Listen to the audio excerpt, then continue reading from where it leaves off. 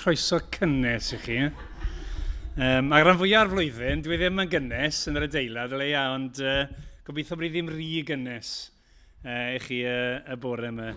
Mae'n hyfryd cael dod at ein gilydd, yn dwi, i addoli yr arglwydd bore yma, ac i fwynhau i fendith wrth i ni wneud hynny. Ni'n diolch i Gwydion am arwen ni bore yma, a nes mlaen am 5 mae Emyr yng Nghaerfyrddin heddi ar hyd y dydd i'n cofio amdano fe.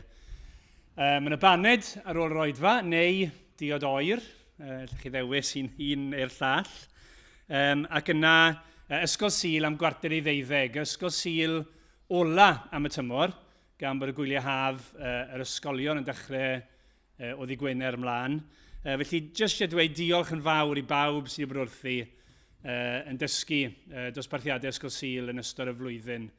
Yn gwybod bod e'n waith caled, lot o baratoi, yn gwerthrogi'r gwaith yn fawr iawn ac yn dymuno bydd Duw yn bendithio fe i chi sydd yn arwen dosbarthiadau yna ag i'r plant sydd yn mynychu.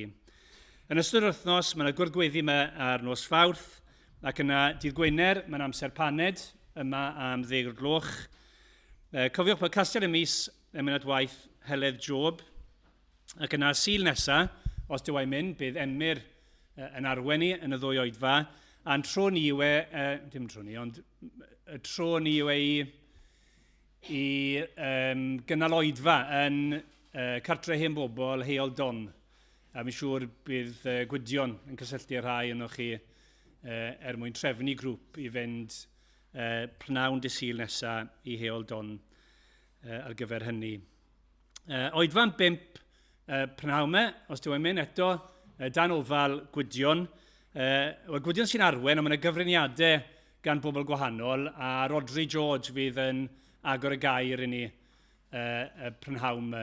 Di'r oedfa yna ddim yn cael ei ffrydio, felly i'r rai sy'n gwylio ar sgrin, cofiwch am hynny. Ond ni'n gweddio bydd Duw yn bendithio yr oedfa yna i ni hefyd nes mlaen heddi. Wel, ni ddechrau yr oedfa yn iawn a troi at Dduw mewn gweddi gyda'n gilydd.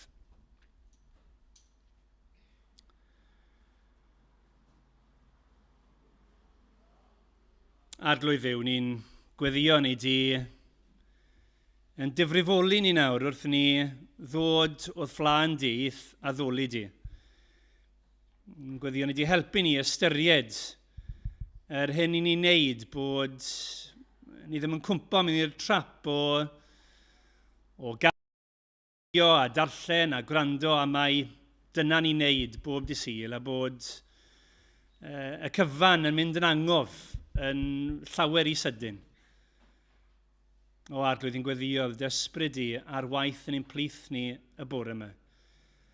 Yn hoelio'n meddyliau ar yr hyn i ni'n neud ac ar y gwirioneddau i ni'n mynd i fyfyrio arno ac i glywed.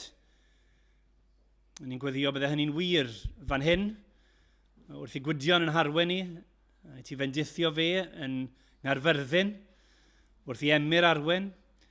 Ni'n gweddio fe ar hyd a lled yn gwlad ni, heddi yn wir, dros ein byd ni.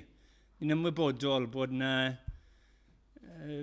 myrdd o filiynau yn cyfarfod i thaddoli di, arglwydd yn gweddio, bydden ni fel dy bobl yn profi dy gariad di a ras di wrth ni ddod ata ti y bore yma.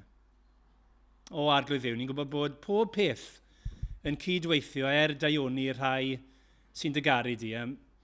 Bod ti y daioni yw bod ti'n cyd-ymffurfio ni i fod yn fwy tebyg i'r arglwydd Iesu Grist. Arglwydd, gwna'r gwaith hwnnw heddi. Os gwyldio fan yn dda, trigarha wrthon ni felly, ni'n gofyn, yn enw ac yn heiddiant, yr arglwydd Iesu Grist. Amen.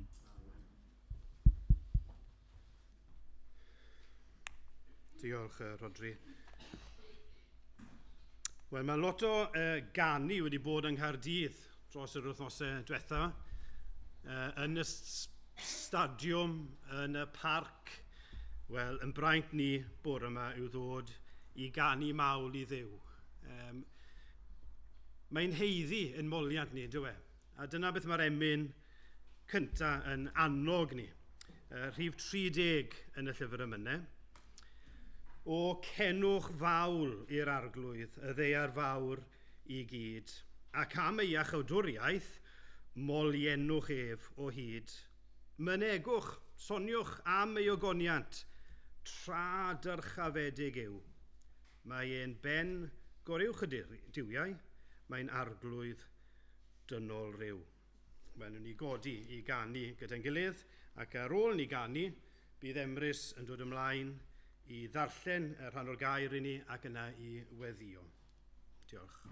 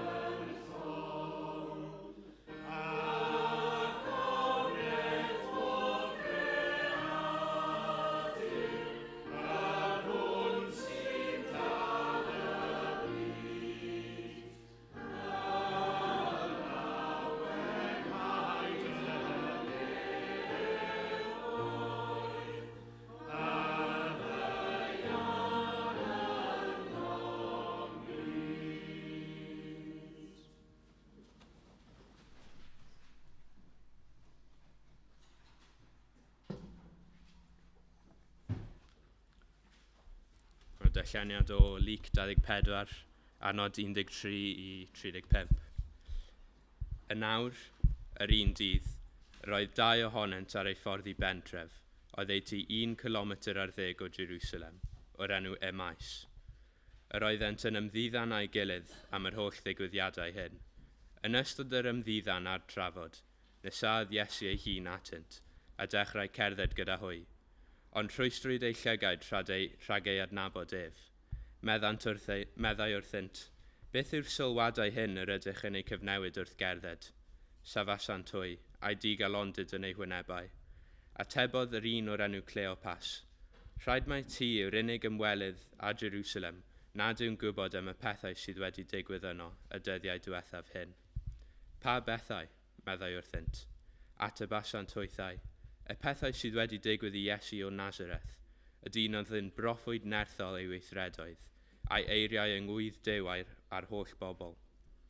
Traddododd ein prif offeiriad ac aelod ein cyngor ef yw ddedfrydu farwolaeth ac fe'i croeshoeli asiant. Ein gobaith ni oedd mai ef oedd yr un oedd yn mynd i brynu Israel i ryddid, ond at hyn oll, heddiw'r trydydd dydd pan ddigwyddodd y pethau hyn. Hynny, fy'n syfrdanwyd gan rai gragedd o'n plith, eithant yn y bore bach at y bydd, a methasant gael ei gorff, ond dychwelasant gan deiri ei bod wedi gweld angylion yn ymddangos, a bod y rheini'n dweud ei fod ef yn fyw. Aeth rai o'n cwmni allan at y bydd, a'i gael yn union fel y dywedodd y gragedd, ond ni welsant mohono ef. Meddai Iesu wrthynt, mor ddiddeall ydych, ac mor araf yw eich calonau gredu'r cwbl ar y faroedd y proffwydi. Onid oedd y rhaid i'r Meseia ddioddef y pethau hyn, a mynd i mewn i'w gogoniant, a chan ddechrau gyda Moses a'r holl proffwydi, Dehonglodd iddynt y pethau a ysgrifennwyd amdano ef ei hun yn yr holl ysgrythurau. Wedyddynt nesau at y pentref, yr oeddent ar ei ffordd iddo. Cymerodd ef arno ei hun fod yn mynd ymhellach, ond meddyd wrtho gan bwyso arno, aros gyda ni, oherwydd y mae hi'n nosi, a'r dydd yn dirwyn i ben. Yna aeth hi mewn i aros gyda hwy. Wedi cymryd ei le wrth y bwrdd gyda hwy, cymerodd y bara a bendithio, a'i dorri a'i roi iddynt, a gorwyd ei llygaid hwy, ac arnau y basant ef, a dyflanodd ef o'i golwg. Meddynt wrth ei gilydd, onid oedd ein calonau ar dan ynom, wrth iddo siarad â ni ar y ffordd, pan oedd yn egluro'r ysgrythurau i ni. Codasant ar unwaith a dychwelyd i Jerusalem. Cawsant yr 11 dilynwyr wedi ymgennull ynghyd, ac yn dweud fod yr arglwydd yn wir wedi ei gyfodi, ac wedi ymddangos i Seimon.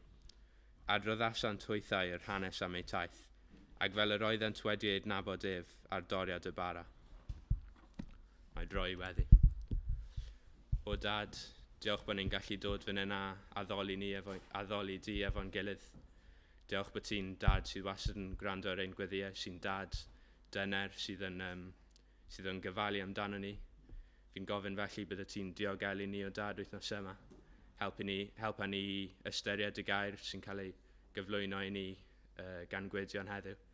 Fi'n gofyn bydde ti efo fe, a bydde ti efo ni wrth i ni myfyrio ar ei air, wrth i ni ystyried yn ystod yr wythnos ac ein bod yn byw yn ôl y gair fel yr wyt ti'n dymuno i ni. Amen. Diolch, Lewis. Wel, nawr ni ganu eto fo'n gilydd o grym mawl 1, 1-5-5. Mae'n waredwr Iesu Grist, y fab Duw. Werthfawr oen ei dad Meseia, sanctaidd. Sanctaidd yw yn ymateb ni o diolch o dad nefol am ddanfon Crist yn byd a gadael dysbryd glân yn harwain ni o hyd. Ei godwn ni i ganu.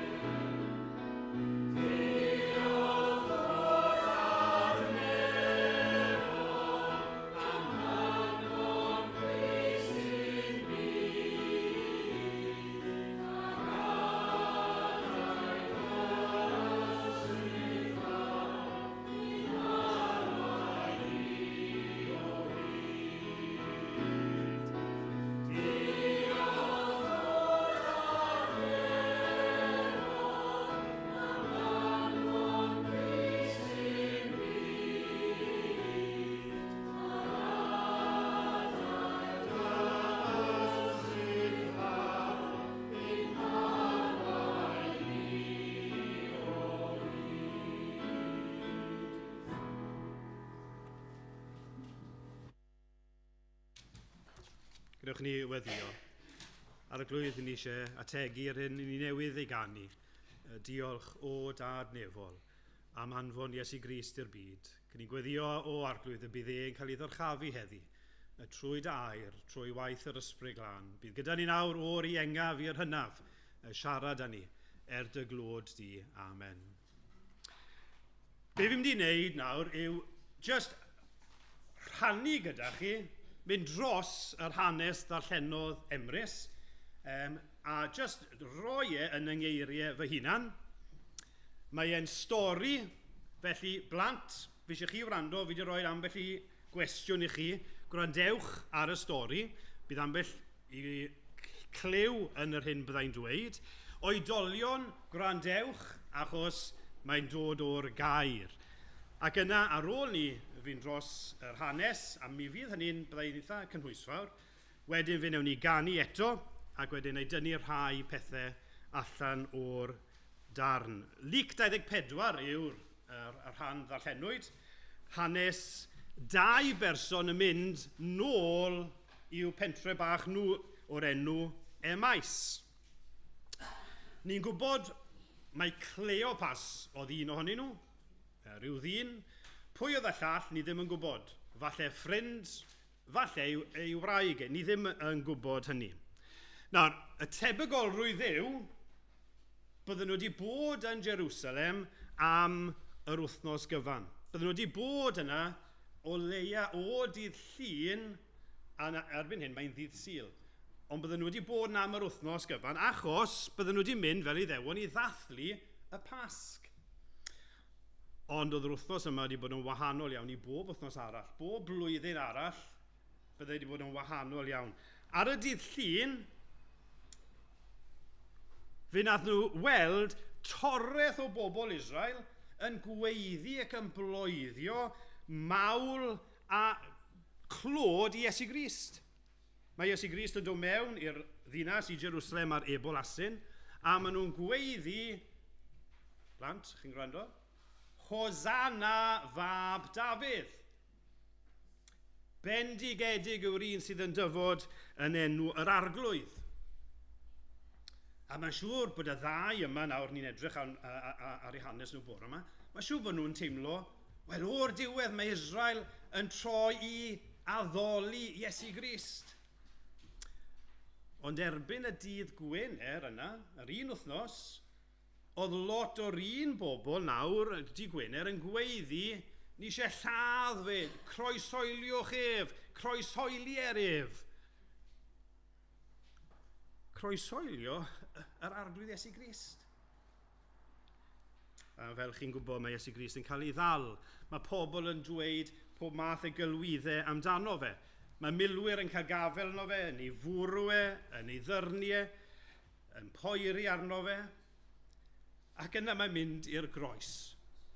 A mwy na lai yn noeth bron y bod ar y groes, ac yn cael ei hoelio, ac yna yn marw. Mae disgyblion erbyn hyn, rhan fwyaf nhw wedi rhedeg i ffwrdd, maen nhw'n cuddio, maen nhw'n ofn. Erbyn hyn, nawr, mae'n ddydd Sul. Mae'r disgyblion a'r dilynwyr, maen nhw gyd, yn cynnwys ei ddau yma nawr, maen nhw gyd mewn stad o sioc. Maen nhw'n drist, maen nhw mewn ofn, dyn nhw'n gwybod beth sydd wedi digwydd. Mae yna rhywbeth erchyll wedi digwydd. Dyn nhw ddim yn deall. Mae Iesu Grist, mae e wedi marw. Fe oedd yn arweinydd, yr un o'n i wedi rhoi yn gobaith ynddo fe, nawr mae fe wedi cael ei ladd. Be sy'n digwydd? Y person yma, o'n i'n ei garu e. Y person, rhyfeddol, oedd e'n wych, oedd e'n annwyl. Ond mae e nawr wedi edrych, mae wedi colli'r dydd. Be ni fod wneud nawr? Chi'n gallu dychmygu nhw yn meddwl fel hyn. Erbyn hyn, mae'n pnawn dydd Sul. Eitha hwyr pnawn dydd Sul. A mae'r ddau yma yn dweud, wel, sy'n pwynt ni aros mwy, come on, ni'n mynd nôl. A maen nhw'n dechrau ar eu ffordd nôl gartre i'w pentref bach nhw maes 7 milltir i ffwrdd. 7 milltir, bydde hynny'n cymryd siwr o fod tua 2 awr a hanner. A mae'r ddau yn cychwyn ar eu taith nôl. Ond dyn nhw ddim yn cerdded a dweud dim byd. Na, maen nhw'n siarad efo'i gilydd. Maen nhw'n siarad am yr hyn sydd wedi digwydd. Ni'n cael e'n adnod 14. Yr oeddent yn ymddifdan yn siarad gyda'i gilydd am yr holl ddigwyddiadau hyn. Chi'n dychmygu y ddau wrth gerdded yn dweud, o'n i gyd yn dod ni. O'n i gyd yn meddwl, mae fe oedd y Meseia. A roedd pob peth yn pwyntio at hynny. Ond nawr mae wedi cael ei ladd. Pam bod e wedi marw nawr? Dwi ddim yn ei sens. Roedd e'n ddyn rhyfeddol, mor dosturiol, yn un oedd yn caru pobl, yn llawn amynedd a thrigaredd, yn ddyn llawen. Yna, tra bod nhw'n siarad gyda'i gilydd, mae yna rhyw ddyn yn cerdded wrth eu hymyl nhw ac yn ymuno gyda nhw yn y cerdded yma. A bydde hynny ddim yn anghyffredin. Bydde canodd y bobl yn gadael Jerusalem adeg hynny a cerdded oedd pawb yn neud. Ond pwy oedd yr un yma oedd yn cerdded gyda'r disgyblion? Oedd Iesu Grist ei hun. Ond o'n nhw ddim wedi sylweddoli mae Iesu Grist oedd e. Dyma Duw yn rhwystro eu llyged nhw rhag sylweddoli mae Iesu Grist oedd y person yna. Ni'n cael e'n adnod 16. Rhwystrwyd eu llygaid rhag ei adnabod. Gwrth nhw gerdded, mae Iesu Grist yn gofyn iddyn nhw. Am be chi'n trafod? Am be chi'n siarad? A chi'n dychmygu y ddau yn stopio ag... Be? Ti ddim wedi clywed be ddigwyddodd? A mae Cleopas, un o'r dynion, yn dweud, mae'n siŵr mai ti yw'r unig un yn yr holl ardal yma sydd ddim yn gwybod beth sydd wedi digwydd. Nawr yn ironig iawn, Iesu Grist oedd yr unig un oedd yn gwybod yn union beth oedd wedi digwydd yn Jerusalem. Ond mae Iesu Grist yn mynd mlaen. Wel, gwedwch wrtho fi beth sydd wedi digwydd. A chi'n dychmygu y ddau yn dweud, mae'n siŵr bod ti wedi clywed am Iesu Grist. Hynny oedd e'n ddyn rhyfeddol, oedd e'n ddyn special. Mae e'n broffwyd. Mae'n nodi hynny yn y darn. Oedd e'n gwneud gwirthiau rhyfeddol, hollol anesboniadwy. Nath e iechau cannoedd o bobl, ac boes bach, pan oedd e'n esbonio'r Beibl, esbonio'r Hen Testament, wel, so ni wedi clywed neb yn esbonio fel fe, ac oedd pawb yn dweud, mae e'n esbonio well na unrhyw un. Mae rhyw awdurdod yna. Mae fel tasa fe'n gwybod popeth am Dduw.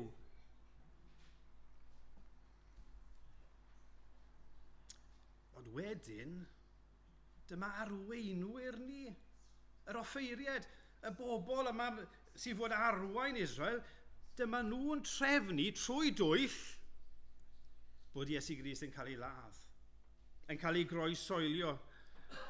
A dyna ddigwyddodd ac oedd e'n horrible, oedd e'n erchyll. Ond mae e wedi marw.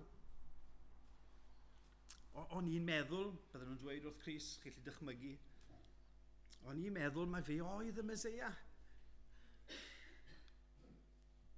Fe yw'r un i ni fel Israeliad wedi bod yn disgwyl amdano. Mae'r holl broffwydi wedi sôn amdano, ac o'n i'n sicr mae fe oedd y Meseia, ond mae wedi marw.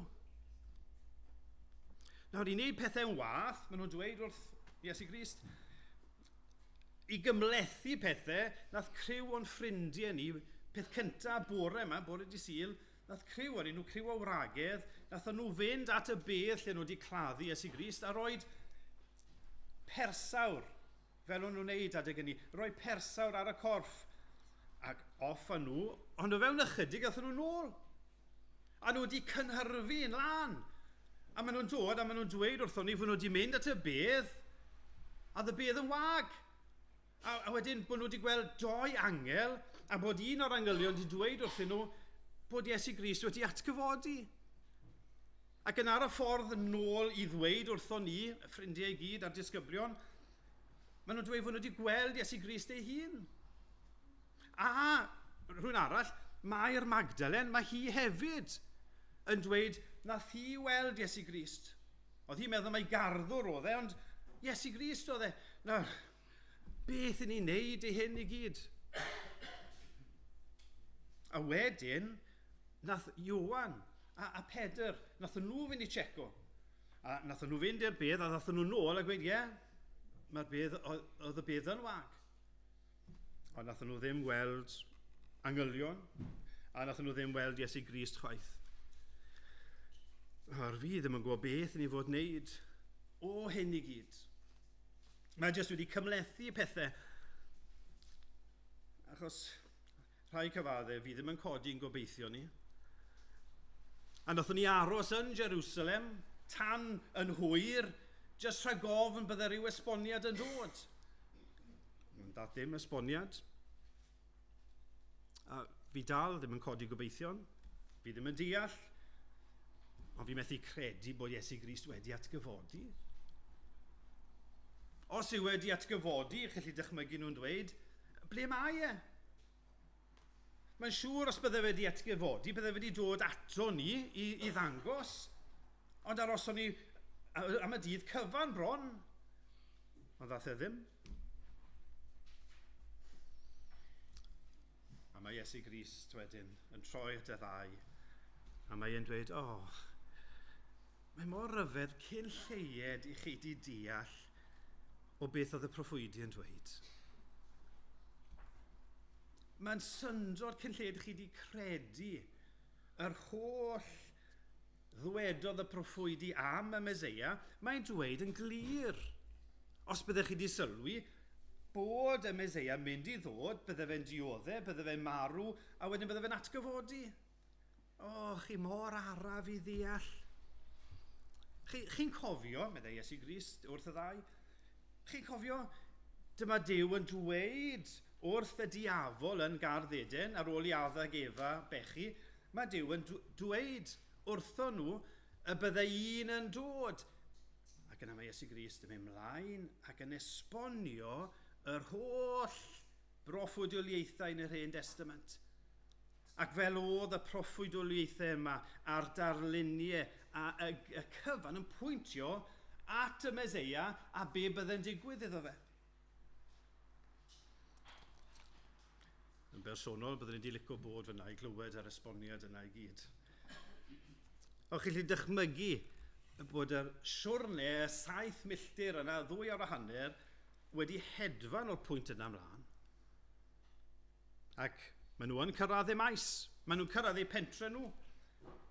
A maen nhw'n troi mewn i'r pentre. Ond mae Crist yn mynd yn ei flaen. A maen nhw'n dweud wrth Iesu Grist, ei, paid â mynd. Dere aros gyda ni, mae'n mynd yn hwyr, mae'n hwyr yn barod. Dere gael bwyd, aros efo ni am noson, please aros. A mae Iesu Grist yn bodloni, iawn, oce. A challu dychmygu nhw, gret. A maen nhw'n mynd i'r tŷ, maen nhw'n paratoi bwyd i'w hunain ac i Iesu Grist. A mae Iesu Grist yn cymryd y bara, mae'n gweddio, ac yna mae'n torri'r bara ac yn rhoi iddyn nhw, ac ar y pwynt yna mae Duw yn agor llyged y ddau yma i sylweddoli mae Iesu Grist oedd y person gyda nhw. A chi'n dychmygu y ddau, Iesu Grist, ti fyw, ti yma, ti sydd wedi bod gyda ni. Ac ar y pwynt yna mae Iesu Grist yn mynd o'i golwg. Wel, chi'n ddychmygu y llawenydd oedd i'r ddau. Mae e fyw! Boys, diolch i chi, dychmygu nhw gweiddi, haleluia, mae Iesu Grist, mae e yn fyw, oedd y gwragedd yn iawn, mae e'n fyw. Oh, come on, mae rhaid ni fynd syth nôl. A maen nhw'n dweud wrth ei gilydd, o ti'r un peth a fi, pan oedd e'n siarad ac yn esbonio'r Hen Testament a'r holl arwyddion, a'r holl broffwydoliaethau, o'n eisiau gweiddi mas pan oedd e'n siarad. Ac o'n i'n meddwl, pam o'n i ddim wedi gweld hyn o'r blaen, pam o'n i ddim wedi deall hyn o'r blaen. Oedd yng nghalon ni ar dan. Come on, mae rhaid ni fynd nôl i Jerusalem. I ddweud wrth yn ffrindiau a'r disgyblion. A maen nhw'n mynd nôl, a fi'n siŵr gymrodd y daith nôl ddim 2 awr a hanner. Fi'n siŵr bod nhw wedi cerdded lot yn gynt. A maen nhw'n gweld y disgyblion, a be maen nhw'n dweud, mae'n wir, mae'r arglwydd wedi atgyfodi. Wel, dyna un o'r hanesion hyfryd yma o Crist yn ymddangos i rai pobl ar ôl i atgyfodiad. Ac yn ni'n rhyfeddu ar yr hanes ac yn diolch am yr hanes. Wel, nhw'n ni ganu eto gyda'n gilydd. Fe ganwn ni yn mynd 282. 282. Ysbryd sanctaidd, dyro'r golau ar dy eiriau di dy hun. Agor i ni'r ysgrythyrau. Dangos i ni. Geidwad dyn, dangos i ni, Iesu Grist. Ei godwn ni ganu.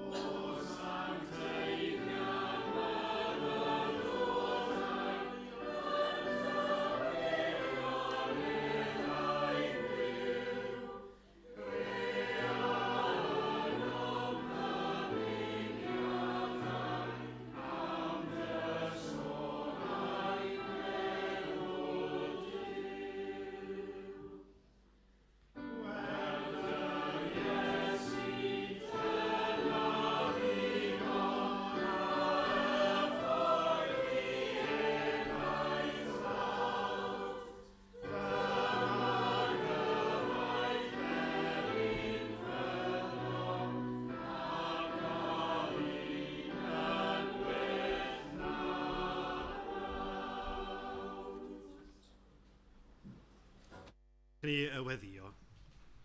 Arglwydd, ni'n diolch i ti am yr hanes gwir yna. Diolch am yr arglwydd Iesu Grist. Arglwydd wrth ni edrych ar y darn ymhellach nawr. Helpa ni ddeall ei gymhwyso yn ôl yr angen clod i Iesu Grist ei hun. Amen. Wel, ni am edrych yn fyr ar yr hanes. Byddai ddim yn offended os chi'n ffannwch hunan. A ni'n gweld nhw'n Wimbledon pawb a'i fan. Mae Graham Mawl yn eitha handi i hwnna'n yr seis neis. Ond gobeithio byddwch chi gallu stico gyda fi fan hyn. Ni'n mynd i edrych ar y darn a jyst tynnu 3 peth syml iawn o'r darn. Y pwynt cyntaf yw gwaith Duw. Gwaith Duw. Cwestiwn i chi, sut fyddech chi yn disgrifio cyflwr y 2 ddyn wrth adael Jerusalem? Sut fyddech chi'n disgrifio cyflwr y 2 berson wrth iddyn nhw adael Jerusalem ar ei ffordd i Emais? Sut o'n nhw'n teimlo? Wel, bydden ni'n dweud yn ddigalon. Os edrychwch chi ar adnod 17, mae'n dweud hynny.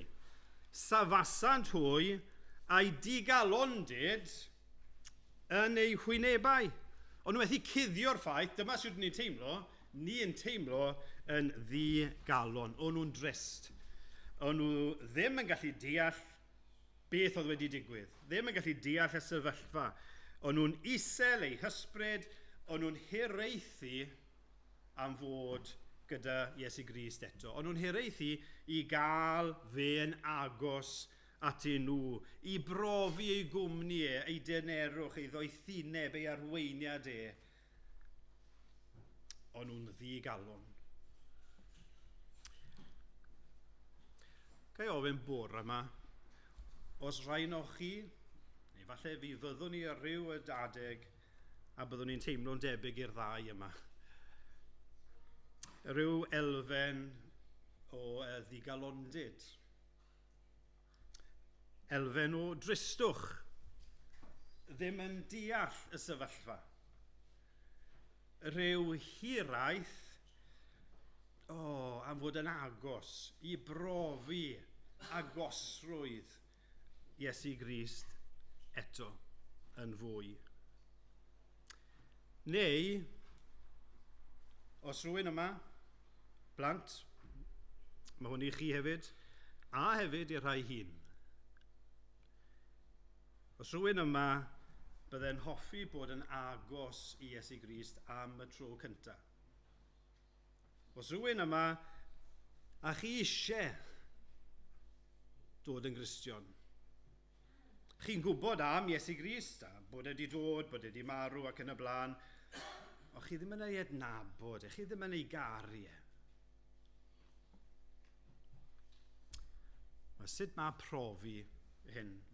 Sut mae modd cael Crist a profi Crist yn agos i ni?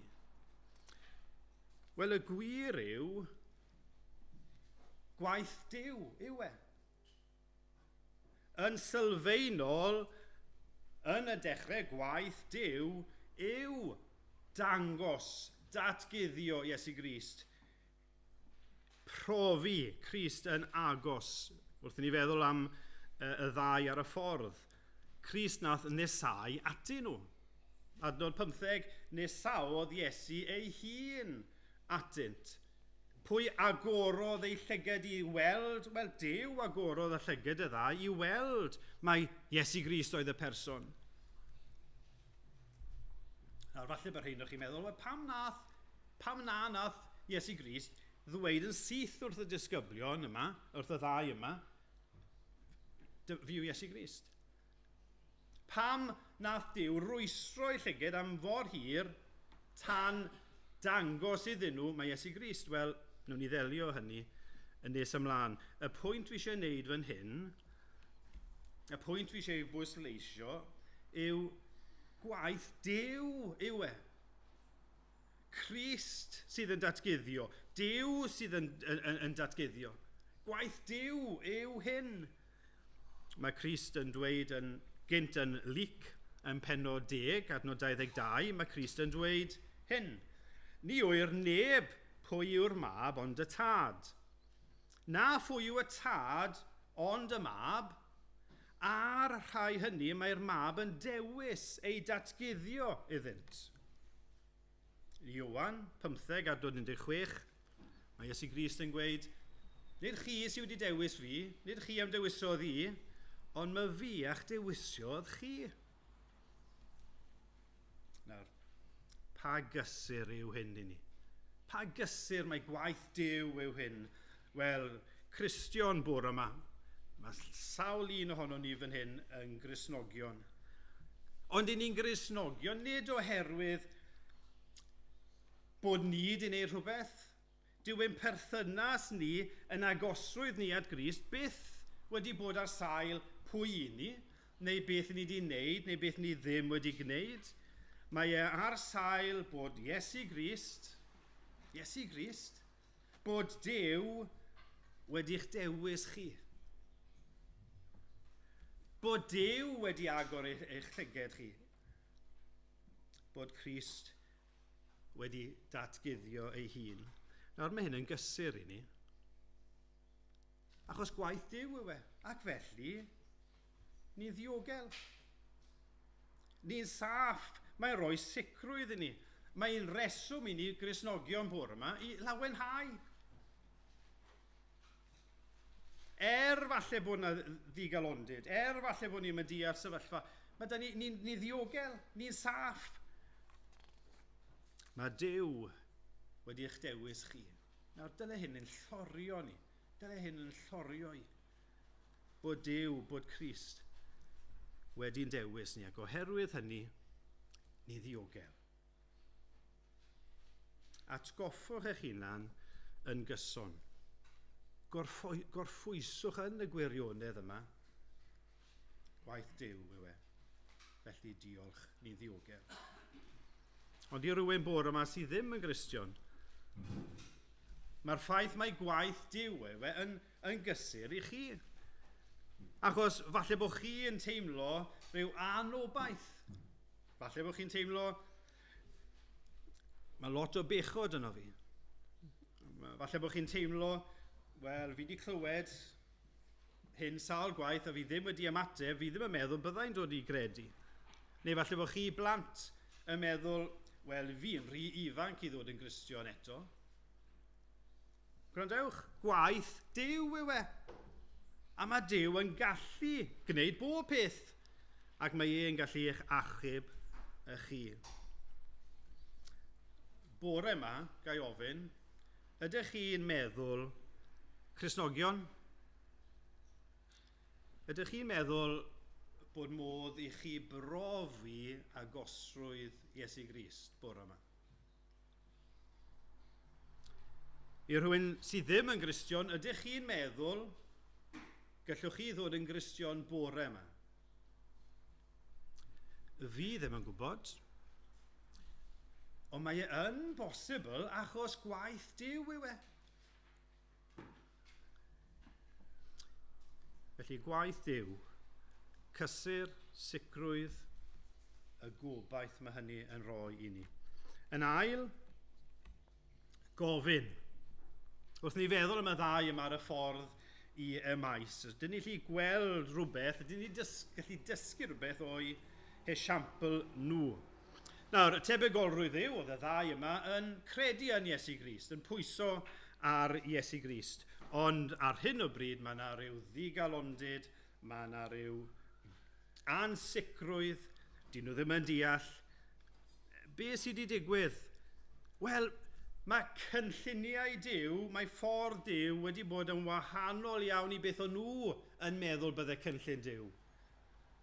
O'n nhw'n disgwyl bydde'r Meseia yn dod, ac y bydde y Meseia yn ennill frwydr yn erbyn y Rhufeiniaid, yn ennill Israel yn ôl i nhw ei hun, a bydde fe yn teyrnasu fel brenin. Oedd e'n tipyn bach o sioc iddyn nhw. Ond nhw'n disgwyl hynny. Mae hynny'n gallu digwydd i ni, dwi. Hyd yn oed ar lefel trivial. Fi wedi gweld plant yn neud hyn. Peidiwch wneud hyn, blant. Fi wedi gweld plant yn rhoi toffi apple i'w tad. Chi wedi gweld ffilm o hwnna, clip o hwnna? Maen nhw'n rhoi toffi apple i'w tad, a mae tad nhw'n dweud, waw, diolch. A maen nhw'n edrych ymlaen i flasu melystod y toffi, a wedyn yr afal, mae'r afal yn, blas, melys, neis, a mae'n cymryd ans ono fe, a mae'n cael sioc, achos winons, onion, nionyn. Maen nhw wedi rhoi winonsyn yna'n lle afal. Mae e'n disgwyl blas hyfryd neis, ond mae'n cael sioc. Dim dyna beth o'n i'n disgwyl. Wel, mae'r disgyblion fan hyn. Yr ddau yma fan hyn. Maen nhw'n cael sioc. Dim dyma beth o'n i'n disgwyl. O'n i'n disgwyl bydde Crist yn teyrnasu. Ac o ganlyniad i'r sioc, maen nhw'n digaloni ac yn anobeithio. Ac ar y degau, mae trefn Duw yn bywydau ni. Mae'n gallu bod yn sioc. Dim beth o'n i'n disgwyl, a falle dim chwaith beth o'n i'n dymuno. A mae'n hawdd ar y degau hynny i ni ddigaloni, i ni fynd i sefyllfa o anobaith. Nawr, beth ydw i'n weid am y ddau yma oedd yn gadarn hawl yn y sefyllfa anobeithiol yma? Wel, o'n nhw gyda'i gilydd. Ac tra bod nhw gyda'i gilydd, ond nhw'n siarad am Iesu Grist. Roedden nhw dal yn amlwg methu peidio a siarad amdano fe. Ond nhw'n amlwg dal yn credu. Mae fe tas nhw i breichiau ar agor i dderbyn Iesu Grist. Ac yna pan ddath Iesu Grist atyn nhw, a nhw'n gwybod na Crist oedd e, ac esbonio y gair, wel, oedd ei clustiau nhw ar agor. Oedd dim gwrthwynebiad, na, ni eisiau clywed mwy, ond nhw eisiau gwrando, ac nhw'n barod i dderbyn ac i ymateb i'r gair, i'r Beibl. Ac yna pan gyrraeddon nhw eu pentre, y maes, mae Crist yn cadw i fynd, a maen nhw, paid â mynd, please. Aros gyda ni. Pan fyddwn ni ddim yn deall trefn Duw yn y bywydau ni, pan fyddwn ni'n teimlo rhyw elfen o ddigalondid ac anobaith, falle teimlo rhyw yn grac, pan bod Duw yn neud hyn, fi ddim yn deall. Y perygl yw bod ni'n mynd i'n cragen, bod ni'n ynysu'n hunain o bobl Duw, o gymundeb â Duw, o air Duw, o Grist ei hun. A gai annog chi, ffrindiau annwyl, gai annog chi, peidiwch yn neud hynny. Mae'n hanfodol pan ych chi mewn cyflwr o anobaith, ddim yn deall, digalondid, parhewch i fod gyda'n gilydd. Byddwch yn bobl sydd gyda'ch breichiau'n agored i Iesu Grist, i barhau i siarad am Iesu Grist, i ddod i glywed gair yn cael ei esbonio. Parhewch i ddarllen y gair am Iesu Grist, i siarad am Iesu Grist, am yr hyn mae Iesu Grist wedi ei wneud. Bod ni'n gwrando i'r gair, yn plygu'r gair, yn ymateb i'r gair, yn siarad gyda Duw. Chi'n cofio Thomas yn chi? Ddim yn credu. Ac am wythnos, oedd e ddim gyda'r disgyblion, ac am wythnos gafodd ei amddifadu o'r llawenydd ac o'r fendydd o wybod fod Iesu Grist wedi atgyfodi, achos oedd e ddim gyda ei frodyr eich chwiorydd e. Gai annog chi peidiwch colli y cyfleoedd i fod gyda Christnogion dan sŵn y gair. Fi'n annog chi yn hynny. Ond ni'n gallu gwneud mwy. Nid yn unig bod ni'n gallu cadw'n breichiau ar agor, ond ni hefyd yn gallu gofyn. Dyna'r pwynt bod ni'n gallu gofyn i Grist, i agosau ato ni. Ni'n gallu gofyn, ni'n gallu ceisio, ni'n gallu curo ar ddrws y nef a gofyn, please, deren agos. Gad i fi brofi yr agosrwydd yna. A'r ba sail i fi'n dweud hyn, wel, mae Iesu Grist ei hun yn dweud, Luc 11, Crist yw hyn, mae'n dweud, Cristnogion, gofynnwch ac fe roddir i chwi, ceisiwch ac fe gewch, curwch ac fe agorir i chwi.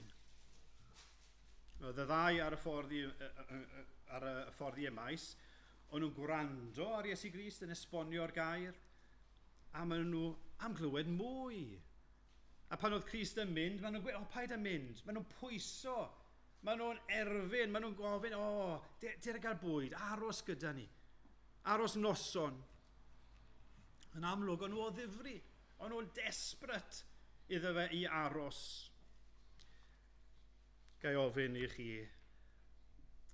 ydych chi eisiau profi mwy o agosatrwydd Iesu Grist yn eich bywyd chi? Gai rannu gyda chi, fi dymuno mwy o hynny.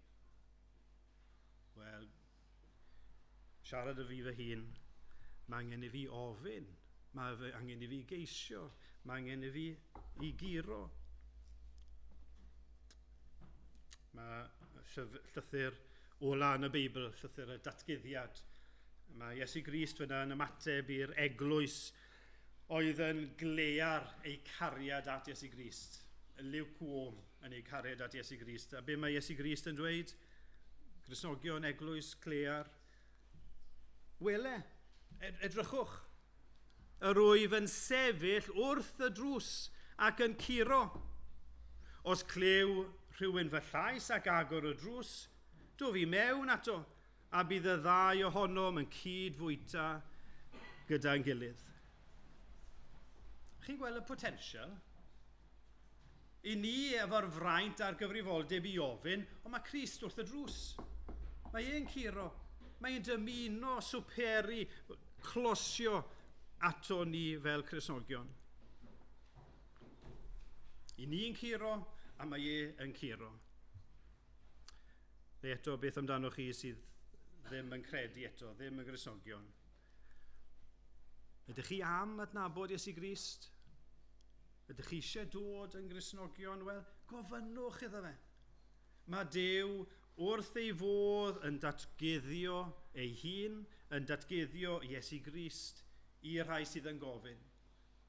Nawr, mae'n iawn nodi, ydych chi o ddifri, oedd y ddau ar y ffordd i maes yn gweud, please aros. Mae dod yn Gristion, mae'n costio, ni gorfod ymwadu'n hunain, ond does dim byd pwysicach. A mae Crist yn dweud, gofynnwch. Gai fod mor hi a dweud, os ydy o ddifri, Gristnogion yn gofyn, dere, please. Mae Crist wrth ei fodd yn dod. Mae e gyda ni bob amser. Ond weithiau ni'n colli'r ymwybyddiaeth a'r llawenydd o reality bod e'n agos. Gweddiwch wythnos yma, a fi gyda chi, o byddwn ni'n profi yn un fwy. Yn ola, yn fyr grym y gair Duw. I ateb y cwestiwn o fynnes i'r cychwyn, pam nath Crist ddim datguddio ei hun, pam nath Duw rwystro llyged y ddau yma rhag weld, mae cynllun Duw bob amser yn well. Roedd am i'r ddau yma sylweddoli bod pob peth oedd ei angen arnyn nhw, oedd ei gyda nhw'n barod. Yn y gair, Hen Testament iddyn nhw, yn y gair, roedd pob peth oedd ei angen yna. Roedd y proffwydoliaethau wedi dweud be bydd yn digwydd i Crist. Be bydde yn digwydd i'r Meseia. Mi oedd y darluniau yn pwyntio i hyn i gyd. Mewn ychydig, bydde Crist yn gadael y ddau yma ac yn gadael nhw gyd o fewn wrth chydig wythnosau. Ond bydde gair Duw yn para. Mae'n ddiddorol sylwi ymateb y ddau ar ôl i Crist fynd, be maen nhw'n dweud? Adnod 32. Onid oedd ein calonnau ar dan pan sylweddolon ni mai Crist oedd e? Na. Onid oedd ein calonnau ar dan ynom wrth iddo egluro'r ysgrythyrau. I ni nawr, da ni'r holl ysgrythyr. A mae pob peth sydd ei angen arno ni yn y gair. A dyma'r dull mae Duw wedi dewis i ddatguddio ei hun, ei ewyllus. Gwrth i ni ddarllen y gair. Gadewch i ni chwilio fwy. Chwilio am Grist. Mae'r gair yn pwyntio at Grist. Mae'r gair yn datguddio Crist. Ar ni weld potensial y gair. Ac eto i'r rhai sydd ddim yn credu, darllenwch y gair. Mae Duw yn dweud mae'r gair yn abl iachub. Wrth ni ddarllen, gadewch i ni fod yn ddisgwylgar. Gadewch i ni blymio mewn i'r gair. Ac wrth blymio mewn, profi agosatrwydd Iesu Grist. Felly, y 3 pwynt o'r hanes, mae lot fwy o'r hanes, fi'n gwybod. I ddechrau gwaith Duw. Duw sydd yn datguddio, Crist sydd yn datguddio. Yr sicrwydd, y cysur, y gobaith mae hynny'n rhoi. Mae'r fraint a'r gyfrifoldeb gyda ni i ofyn.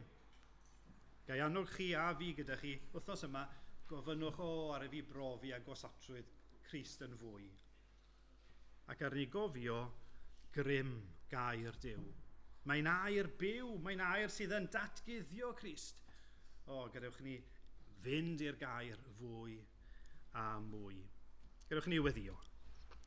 Arglwydd yn Duw, ni yn diolch i ti am yr arglwydd Iesu Grist. Diolch arglwydd bod e ddim dal yn y bedd, bod e wedi atgyfodi yn fuddugoliaethus. Diolch bod e wedi datguddio ei hun, i'r ddau yma ar y ffordd i'r maes, ac i gannoedd eraill. Ond arglwydd diolch hefyd bod ti dal yn datguddio Crist i ni trwy dy air, trwy waith yr Ysbryd Glân.